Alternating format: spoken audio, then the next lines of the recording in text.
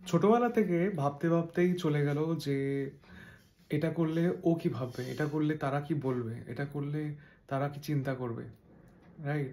So আমার কি হয়েছিল, যেমন আমি ডান্স করতে খুব ভালোবাসি, বাট আমার কোনো একটা বন্ধু বলেছিল তুই যদি এখন ডান্স করিস তাহলে তোর স্যারেরা কি বলবে। সেই জিনিসটা আমার মাথায় কেমন যেন ঢুকে গেছিল যখন আমি স্কুলে ছিলাম আর কি।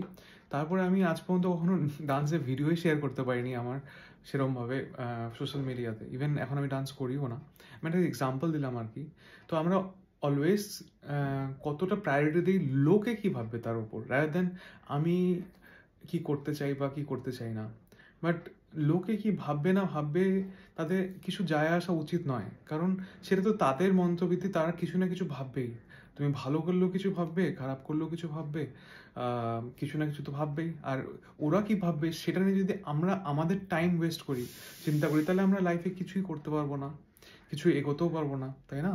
তো সলিউশনটা হচ্ছে যে লোকে কি ভাববে সেটা না ভেবে আমার সেই কাজটা করা, এবং ধীরে ধীরে ধীরে ধীরে স্টেপ বাই স্টেপ করা। মানে এমন না যে একসাথে তুমি সবকিছু করে দিচ্ছ, বাট স্মল স্মল স্টেপে করা। তাতে কি হবে যে আস্তে আস্তে কনফিডেন্সটা বিল্ড আপ হবে, এবং লোকে কিছু ভাববে সেটা যাতে যায় না আসে। সেটা কিভাবে হবে যে মাইন্ডকে আরো স্ট্রং করা, যে না আমি আমার জন্য কাজটা করছি, লোকের জন্য নয়। তো নিজের জন্য ফোকাস করা আর কি।